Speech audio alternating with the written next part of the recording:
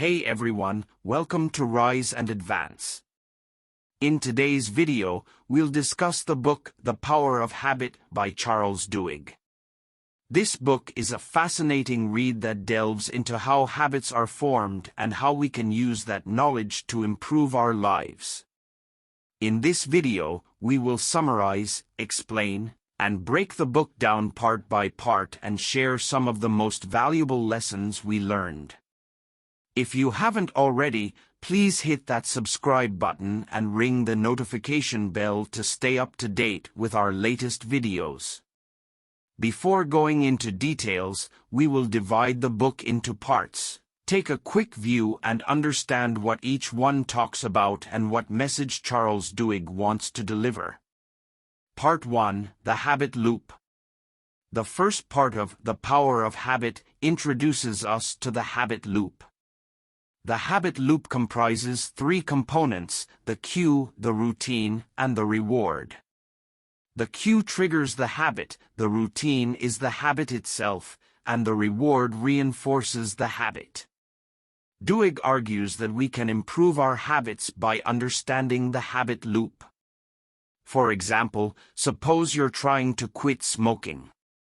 In that case, you can identify the cue, perhaps stress or boredom, and replace the routine, smoking a cigarette, with a healthier alternative, such as going for a walk or doing a breathing exercise.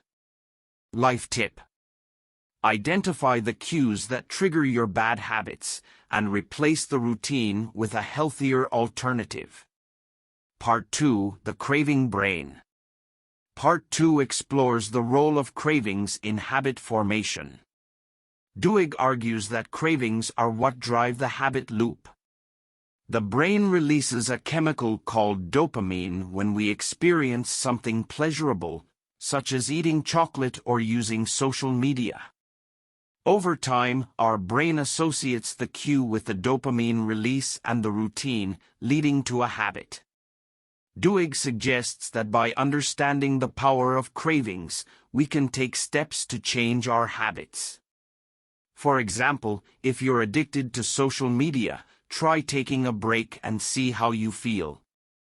You might find that the cravings lessen over time. Life tip: take a break from something you're addicted to, such as social media, and see how you feel. Part 3: The Golden Rule of Habit Change. Part 3 is all about the golden rule of habit change. To change a habit, you must keep the old cue and the old reward but insert a new routine. Duhigg provides examples of how this works, such as Alcoa's CEO Paul O'Neill, who transformed the company by focusing on one keystone habit: worker safety. By changing the company's safety habits, O'Neill created a culture of excellence that led to increased profits and success. Life tip: identify the keystone habit in your life and focus on changing it to create positive change in other areas. Part 4: Keystone Habits, or the Ballad of Paul O'Neill. Part 4 expands on the keystone habits introduced in the previous part. Duhigg discusses how keystone habits can lead to positive changes in other areas of our lives. For example, exercising regularly can lead to healthier eating habits and better sleep. Duhigg argues that focusing on changing one keystone habit can create a ripple effect that leads to positive changes in other areas of our lives. Life tip: focus on changing one keystone habit to create a ripple effect that leads to positive changes in other areas of your life. Part 5: Starbucks and the Habit of Success. Part 5 uses the example of Starbucks to illustrate how the company's success was built on a series of habits. Duhigg argues that creating a series of habits reinforcing each other can create a culture of success. For example, Starbucks' habit of hiring and training the best baristas led to a culture of excellence that customers appreciated and rewarded with their loyalty. Life tip: Create a series of habits that reinforce each other to create a culture of success in your personal or professional life. Part 6. The Power of a Crisis. Part 6 explores how a crisis can be a catalyst for change. Duhigg argues that a crisis can shake up our habits and allow us to change them. He provides examples such as how a fire at London's King's Cross station improved safety regulations, and how the September 11th attacks improved emergency response protocols. Duhigg suggests that by using a crisis as an opportunity for change, we can create lasting positive changes in our lives. Life tip: use a crisis as an opportunity to change your habits and create lasting positive changes in your life. Part 7. How Target knows what you want before you do. Part 7 uses the example of Target's marketing strategies to illustrate how companies can use our habits to their advantage. By analyzing our shopping habits, Target can predict what products we're likely to buy and market to us accordingly. Duhigg argues that we can make more conscious decisions about our purchases by being aware of how companies use our habits. Life tip: be aware of how companies use your habits to their advantage and make more conscious purchase decisions. Part 8. Saddleback Church and the Montgomery Bus Boycott. Part 8 explores how habits can be used to create social change. Duhigg provides examples such as Saddleback Church's Celebrate Recovery program, which helps people overcome addictions, and the Montgomery Bus Boycott, which helped to end segregation in public transportation. Duhigg argues that understanding how habits can be used to create social change can make our activism and advocacy efforts more effective. Life tip: understand how habits can be used to create social change and use this knowledge to be more effective in your activism and advocacy efforts. Before diving deeper into each part, please don't forget to support our channel by liking the video and hitting the subscribe and the bell buttons.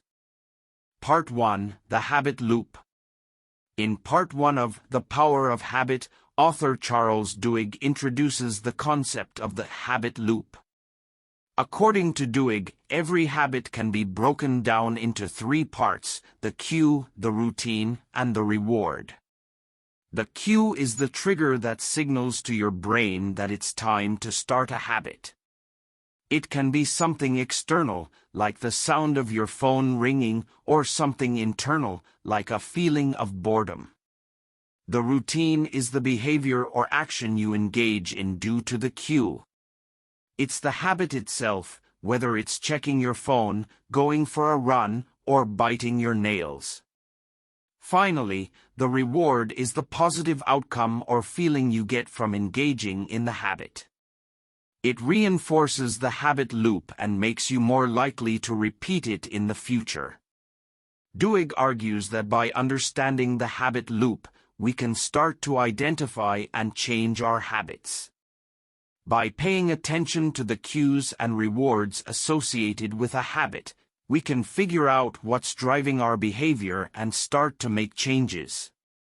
For example, if you find yourself constantly checking your phone whenever you hear a notification sound, the cue might be the sound itself, and the reward might be the feeling of connection or validation you get from checking your messages. By changing the cue or the reward, you can start to break the habit loop and create new, healthier habits. Duhigg also explores how habits are formed in the brain and how they can become automatic over time. He argues that by creating new, positive habits and reinforcing them consistently, we can rewire our brains and make positive changes in our lives. Life tip: identify the cues and rewards associated with your habits, and use that knowledge to create new, healthier habits. Consistently reinforcing positive habits can help rewire your brain and create lasting change. Part 2, The Craving Brain. Part 2 explores the neuroscience behind habits and how they form in our brains. Duhigg explains that habits are formed through a three-step loop: the cue, the routine, and the reward. The cue is the trigger that signals to our brain that it's time to perform the routine, which is the behavior we want to change. The reward is the positive reinforcement that our brain receives after performing the routine. Duhigg discusses that we can change our habits by understanding this loop by manipulating the cue and reward. Duhigg also discusses the role of the basal ganglia in habit formation. The basal ganglia is a group of structures in the brain that's responsible for storing habits. Duhigg explains that when a habit is formed, the brain shifts the behavior from the prefrontal cortex, which is responsible for decision-making, to the basal ganglia, which allows the behavior to become automatic. The author then goes on to discuss the role of dopamine in habit formation. Dopamine is a neurotransmitter that's released in the brain when we experience pleasure. Duhigg explains that habits are reinforced through a feedback loop that involves dopamine. When we perform a routine that leads to a reward, the brain releases dopamine, reinforcing the behavior and making us more likely to repeat it. Duhigg also discusses the role of cravings in habit formation. Cravings are a psychological response to a cue that signals to the brain that it's time to perform the routine. By satisfying the craving, we receive the reward, reinforcing the behavior and making it more likely to become a habit.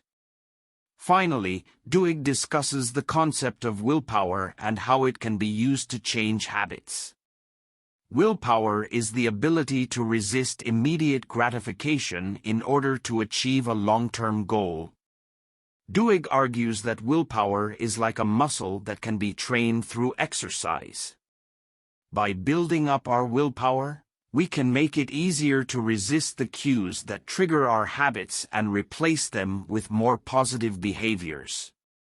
Life tip: by understanding the three-step loop of habit formation, the role of the basal ganglia and dopamine, and the concept of cravings and willpower, we can change our habits and create a more positive and productive life. Part 3: The Golden Rule of Habit Change. Part 3 introduces the Golden Rule of Habit Change, which is the idea that we can't simply get rid of a habit. We have to replace it with a new one. Duhigg uses the example of Alcoholics Anonymous to illustrate this point. He explains that AA helps its members replace their addictive habits with healthier habits, such as attending meetings or calling a sponsor. By doing so, they create a new routine that helps them stay sober. Duhigg explains that the golden rule of habit change consists of 3 steps: identifying the cue that triggers the habit, identifying the reward that the habit provides, and choosing a new routine that satisfies the same craving. He provides examples of how people have used this method to change their habits, such as a woman who stopped biting her nails by substituting the habit with a new one, and a man who quit smoking by using a nicotine patch and chewing gum. Duhigg also emphasizes the importance of belief in the habit-changing process. He explains that people who believe they have the power to change their habits are more likely to succeed than those who don't. He provides examples of how people have used belief to overcome their addictions, such as a man who believed he could stop drinking by declaring himself a non-drinker. Life tip: use the golden rule of habit change to replace unhealthy habits with healthier ones. Identify the cue that triggers the habit and the reward that the habit provides, and choose a new routine that satisfies the same craving. Also, believe in your power to change your habits. Part 4: Keystone Habits, or The Ballad of Paul O'Neill. Part 4 of The Power of Habit explores the concept of keystone habits, which are habits that have the power to spark a chain reaction of other positive changes in our lives. Duhigg uses the example of Paul O'Neill, who was the CEO of aluminum manufacturer Alcoa in the 1980s. When O'Neill took over as CEO, Alcoa was struggling. But instead of focusing on increasing profits or cutting costs, O'Neill focused on one thing: safety. He believed improving safety would ripple effect throughout the company and lead to other positive changes. O'Neill implemented a policy of transparency and openness regarding safety issues, and he encouraged employees to speak up if they saw any safety problems. He also instituted a system for tracking safety data and holding managers accountable for any accidents or injuries that occurred on their watch. This focus on safety became a keystone habit for Alcoa. As employees began to prioritize safety, they started to communicate more effectively with each other and work more collaboratively. This led to improved productivity and efficiency, as well as decreased waste and defects. But the benefits of the keystone habit didn't stop there. As Alcoa became more efficient and profitable, other companies began to take notice. They started to adopt Alcoa's safety policies and culture of transparency, leading to broader changes throughout the industry. Duhigg argues that we all have keystone habits in our own lives, whether we realize it or not. By identifying and focusing on these habits, we can create a chain reaction of positive changes that can transform our lives. Life tip: identify your keystone habits and focus on them to create a chain reaction of positive changes in your life. Part 5: Starbucks and the Habit of Success. Part 5 examines the success of Starbucks and how the company's habits have contributed to its growth. Duhigg explains that Starbucks' success is due in part to the company's focus on creating habits that reinforce each other. For example, Starbucks' habit of providing excellent customer service leads to customer loyalty, which in turn leads to increased sales. Additionally, Starbucks' habit of constantly experimenting with new products and store layouts has helped the company stay ahead of its competitors. Duhigg also explains how Starbucks uses keystone habits to create a culture of success. Keystone habits are habits that have a ripple effect and can lead to other positive changes. For example, Starbucks' keystone habit of hiring and training top-notch employees leads to better customer service, which leads to increased sales and customer loyalty. Duhigg argues that companies like Starbucks can create a culture of success that leads to sustained growth by creating a series of habits that reinforce each other. Life tip: if you're looking to create a culture of success in your personal or professional life, focus on creating habits that reinforce each other and identify keystone habits that can have a ripple effect. Part 6: The Power of a Crisis. Have you ever experienced a crisis that completely shook up your life? Maybe it was a health scare, a job loss, or a natural disaster. Whatever it was, crises had a way of upending our normal routines and habits. But according to Charles Duhigg, author of The Power of Habit, a crisis can also be a catalyst for change. Duhigg shares several examples of how crises have positively changed various industries. For instance, a fire at London's King's Cross station in 1987 led to improved safety regulations, as authorities realized that outdated fire safety measures were partly to blame for the tragedy. Similarly, the September 11th attacks led to enhanced emergency response protocols in the United States, as the country realized it was unprepared for such a large-scale disaster. But how exactly can a crisis lead to positive change? Duhigg explains that crises disrupt our normal habits and routines, which can be both scary and liberating. Suddenly, we're forced to confront the ways we've been living and ask ourselves if we're truly satisfied with the status quo.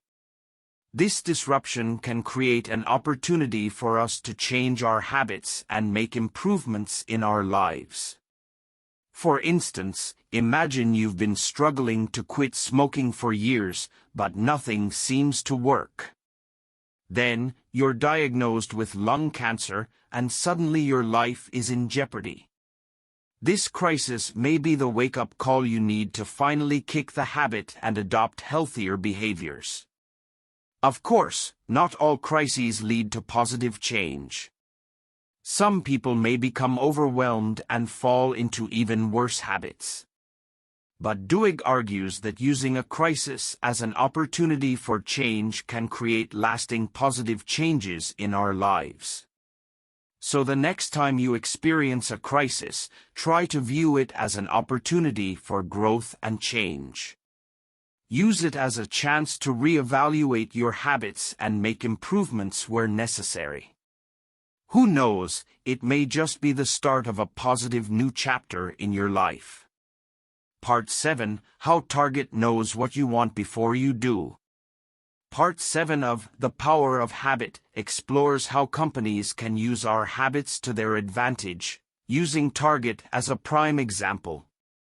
Duhigg explains how Target's marketing strategies are designed to analyze our shopping habits and predict what products we're likely to buy. Target uses a program called Guest ID to track customers' purchases and link them to their credit card information, which enables Target to build a detailed profile of each customer's shopping habits.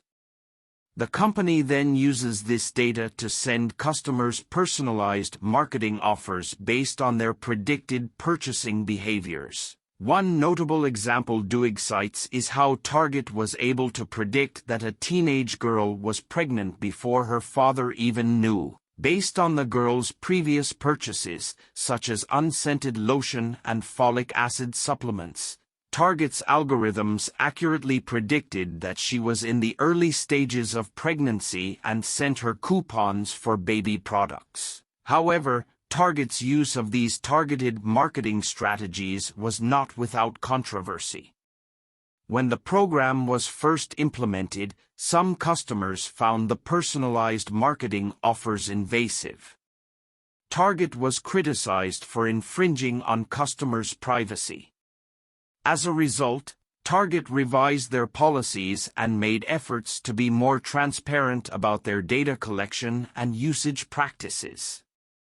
Duhigg argues that we can make more conscious decisions about our purchases by being aware of how companies use our habits. He suggests that we can use this knowledge to our advantage by consciously supporting companies that prioritize ethical business practices and respect our privacy. Life tip: be aware of how companies use your habits to their advantage and make conscious decisions about supporting companies with ethical business practices. Part 8, Saddleback Church and the Montgomery Bus Boycott. Part 8 delves into how habits can be used to create social change. Duhigg begins by discussing the importance of community and how it can help individuals overcome bad habits. He uses the example of Saddleback Church's Celebrate Recovery program, which combines community support, prayer, and self-reflection to help people overcome addictions. Duhigg then transitions to the story of the Montgomery bus boycott, a pivotal moment in the civil rights movement. He explains how Rosa Parks' decision to refuse to give up her seat on a bus and subsequent arrest sparked a movement that lasted over a year.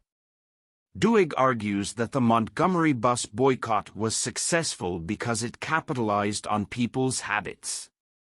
For instance, black citizens had already established the habit of walking long distances to work, so boycotting the buses didn't require a significant change in their daily routine. Additionally, the boycott was successful because it was a collective effort that relied on the power of the community to sustain the movement. Duhigg goes on to explain how habits can be used to create social change beyond the context of the Montgomery bus boycott. He provides examples of how other social movements, such as the women's suffrage movement and the gay rights movement, were successful because they capitalized on people's habits and leveraged the power of the community. Duhigg argues that understanding how habits can be used to create social change is crucial for effective activism and advocacy. By building strong communities and creating habits that reinforce a culture of social justice, individuals can create lasting positive change in their communities and beyond. Life tip: understand how habits can be used to create social change and leverage the power of the community to sustain movements for lasting positive change. In summary, The Power of Habit is a must-read book for anyone interested in understanding the science behind habit formation and how to change their habits. It's packed with insightful stories and actionable advice that can help you create positive changes in your personal and professional life. If you have any thoughts or questions about the book or this summary, please feel free to leave them in the comments below. And if you have any suggestions for future book summaries or topics you'd like to see us cover, we love hearing from our viewers. That concludes our The Power of Habit summary by Charles Duhigg. I hope you found this video informative and helpful. If you did, please hit that like button, and don't forget to subscribe to our channel for more videos like this. Thanks for watching, and we'll see you in the next one.